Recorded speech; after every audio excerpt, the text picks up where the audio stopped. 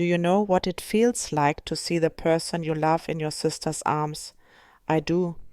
And that night changed me forever. My name is Isis Draper, 22 years old, waitress by day, rock musician by night. Love has never been easy for me.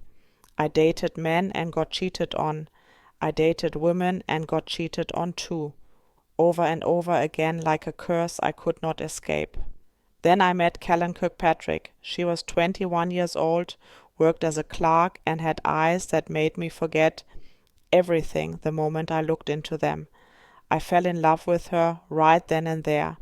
Not the casual kind of attraction, but the kind of love that takes your breath away, the kind that makes you willing to sacrifice everything. At first I was scared that history would repeat itself, scared of getting hurt again like all the times before. But Callan was different. She tried so hard to make me feel comfortable.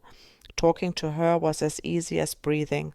Laughing with her felt as natural as morning sunshine. Everything was fun, great, perfect. We played together in a rock band. The rehearsal studio became our second home, where we wrote songs, argued, made up, and loved each other. I even introduced Callan to my family, to Kathy, my stepsister, the only person who truly understood me, the one who held me through all those nights I cried over being betrayed. Everything was perfect until a couple of months ago. When you are in a band, you have to be open. You have to interact with the audience, be friendly, even a little flirtatious. I understood that. But Callan did not just flirt on stage, she flirted everywhere with everyone. Men, women, it did not matter. She clung to other people, touched them when she talked, laughed with them, using the smile I thought was only for me.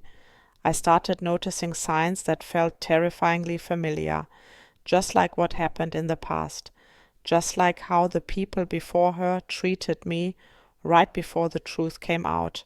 They flirted, they became distant, they closed off their hearts, then they disappeared into someone else's arms. Callan was doing exactly the same thing. The pain tore me apart from the inside. Not knowing hurt more than knowing. I needed the truth, even if that truth could destroy me. I called cheaters. Investigation day 6. The detectives waited outside Callan's apartment since morning. After a long time, she finally appeared, walked out the door, jumped into her car, and drove off. Her destination was the artsy section of the city. She went into an upscale restaurant and sat alone for quite a while until a strange woman showed up. They hugged each other with a warm, intimate embrace that was not the kind friends share. They chatted excitedly and laughed together. When they left, the picture became clear. The two of them walked down the street arm in arm like lovers. The detective tried to follow, but Callan's car ran a red light and disappeared into the night. Investigation day 8. Callan left her apartment again, headed to the arts district, again went into a bar again. But this time when she walked out, there was a man attached to her hip. They got in the car, and their destination made my heart feel like it was being crushed. The rehearsal studio, the place where Callan and I had so many memories, the place where we chased our dreams together. They stayed there until 4 in the morning. At the detective's suggestion, I installed a hidden camera inside the studio, inside the very room where I had poured my sweat and tears. Investigation day 10. Callan went to an exclusive condominium community. When she came out, there were 2 people with her, 1 male, 1 female. Strangely, the unknown man took the wheel of Callan's car, and all 3 headed to the rehearsal studio. What the camera recorded was the most damning and explicit evidence of infidelity the show had ever collected. One of them started to undress, and Callan participated. The detectives could not let me continue being treated this way by such a heartless girlfriend. They contacted me immediately. Tonight everything would end. I sat in the surveillance van facing the host of the show. He said, "Isis, thank you for coming out tonight. When you contacted us, you had some questions about your relationship. Our detectives have some information they wanted you to see. Are you ready to take a look at it? I nodded, while my heart pounded in my chest. He started showing me the video. The investigation starts with the detective picking up your girlfriend Callan leaving her apartment. She went to a bar, and after a little while she was joined by a friend. They greeted one another warmly. As they left, we started to see a little bit of a different picture, because they were walking arm in arm. They went back out to the car. The detective got separated when they ran a red light, so we were not able to continue following them that evening. He continued. On this day, the detective once again picked up your girlfriend, leaving her apartment. She parked headed into a bar, and after a short period of time, she was observed leaving with a gentleman. They arrived at the studio where your band rehearses. They stayed there until about 4 in the morning. That is when we had to place a hidden camera inside. I bit my lip, trying to hold myself together. He went on. On this day in the investigation, the detective picked up Callan, leaving her apartment again, headed out to another bar, and after a short period of time was observed leaving with not one, but 2 individuals, one male, one female. He drove the 3 of them to the studio where your band rehearses. Then we see one of the participants start to disrobe, and then we see Callan's participation. Tears streamed down my face uncontrollably. He said gently, "We know where she is tonight. She is with another young lady." "Did you recognize any of those people that she was with?" "No," I shook my head. "You are going to be all right. Look at me. You are strong. You are going to be fine." I tried to believe that. "Now that you have this information, what do you want to do?" I took a deep breath, trying to steady my voice. "I just want to know why. I need to know why she did this." "All right, let us head up in the truck." The van sped through the dark night. The radio kept updating. "As soon as they have any kind of movement, as soon as they leave, we are going to roll. Right now, they are walking to the car. Go now. They are in the car. We are coming right now. 100 yards, 50 feet, we see them. You see them right there. They are in the car." The van stopped. I jumped out before anyone could hold me back, and I saw her, Callan, in the car. Next to her was a shadowy figure. The lights flashed. That face became clear. Kathy, my stepsister. My world collapsed. "Why could you not tell me?" I screamed, running toward the car. "Stop!" Callan stepped out, her face cold as ice. "Stay away from me. Get away. Get away from me." The host asked Callan, "Do you think you have been showing her that you love her?" "I do not love her that way," Callan replied. Those words stabbed through my chest like a knife. "She did not cheat on me because she loved me. She did it for other people. So this was your plan. You plotted this out, cheating so sooner or later I would find out and then break up with you." "Yeah," Callan answered without any shame. "You know, I was just around cheating on her. I do like you. I do want to. But what about the other people I used to worship, the ground she walked on?" "Get away from me," I screamed. "I do not care anymore. Right now I do not care. Maybe I never did anything wrong. If I did not do anything to you, then why did you have to go to 5 people?" The host tried to calm things down. "Just relax. Stay here." "Do you even want to hear what her story is? Do you want to talk to her?" I did want to hear it. But now, no. "She is with my sister. You know everything that I have been through." "I am sorry," Callan cut in. "I want to continue this and see where it goes." "What about Isis?" the host asked. "Isis. I am sorry, I do not know what to say." Kathy finally spoke up without any remorse. "I know I introduced you two. I know you two have been together. But she came to me with nothing but complaints. I looked at both of them, my girlfriend and my sister, 2 traitors standing side by side. What are you getting out of your bag? How many different people, men, women, who is safe around you? No one. That is worse.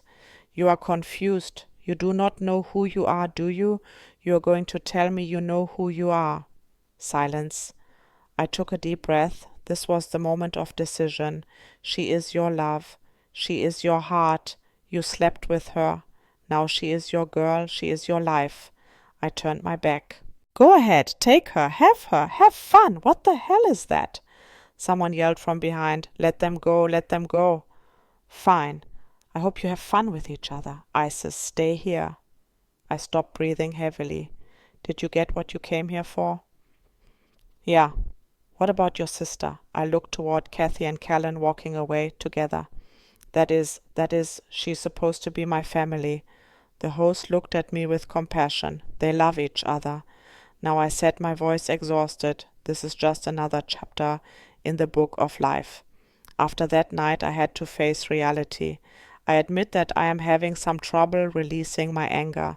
When put in a stressful situation, I cannot think clearly. Callan does not have a conscience, and I wonder how I originally did not pick up on such a serious character flaw. Counseling is an option because there are many issues to be resolved. One day I would like to live just a normal life. The world has been particularly cruel to me, but my aspirations to be a popular musician keep me motivated and ward off my recurring bouts of depression. As for Callan, she says I am not the perfect little angel I portray myself to be. She insists that on numerous occasions I would flirt and make passes at other women.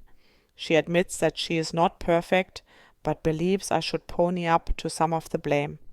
After some healing time, Callan hopes to patch things up and one day rekindle a relationship with me. As for Kathy, my stepsister, when contacted via telephone, she refuses to comment on the case. But stories about betrayal and redemption do not only have one side. Jamal Smith, 26 years old, appeared in another case on the show. He was not the victim but the perpetrator. And today he came back to tell his story. When I saw the cameras, when I saw all the people running, I was just like, damn. I wanted to get on my knees because I thought you guys were the police.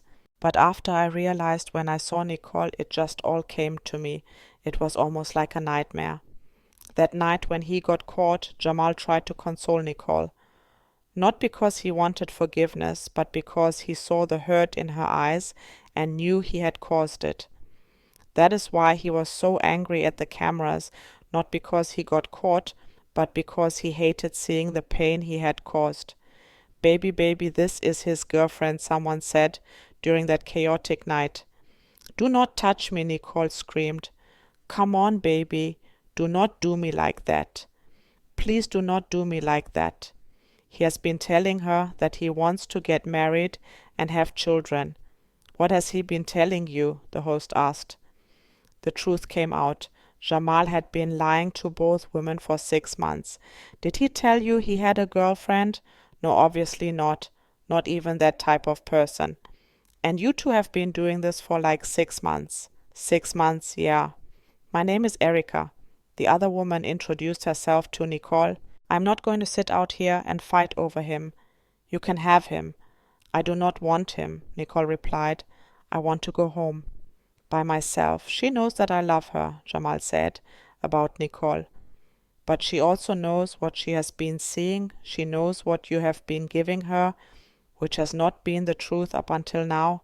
You have been doing this for 6 months. It is time for the truth, Nicole. I loved you. You love her. I love her. I love her. After that night everything fell apart, but Jamal did not give up. It was kind of hard getting through to Erica. I tried for a couple of months, and she finally accepted my calling. We talked, we struggled for a little while, but she came through for me.